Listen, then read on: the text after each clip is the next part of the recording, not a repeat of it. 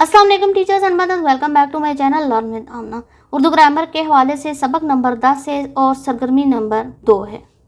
एक पिछली सरगर्मी हमने की थी, उसमें इसम, फ़ेल और हर्फ तीनों को अलग अलग करना था। इसमें सिर्फ हमने हरूफ के बारे में सरगर्मी करनी है। मुनासिब हर्फ लगाकर जुमला मुकम्मल करें। मैं डैश खाना नहीं खाया, मैंने खाना, ने जो है अब हर्फ है। अब मैं जो है वो इस समय और खाना जो है वो भी इस समय, दोनों को कनेक्ट कर रहा है हर्फ। मैंने खाना नहीं खाया, हर्फ जो है वो मुनासिब लगाना है। मैं का खाना, मैं से खाना, तो ये गलत हो जाएगा। जो मुनासिब है इस जुमले के लिहाज से हमने तब लगाना है। ये घर आप ही देश है, ये घर आप ही का है, ये भी हर्फ है। वो घर देश नहीं है, वो घर में नहीं है। किताब मेज़ पर है, किताब मेज़ पर है। इसकी घड़ी नहीं है, काफ छोटी की लिख देंगे जो कि हर्फ है। बहन से मत लड़ो।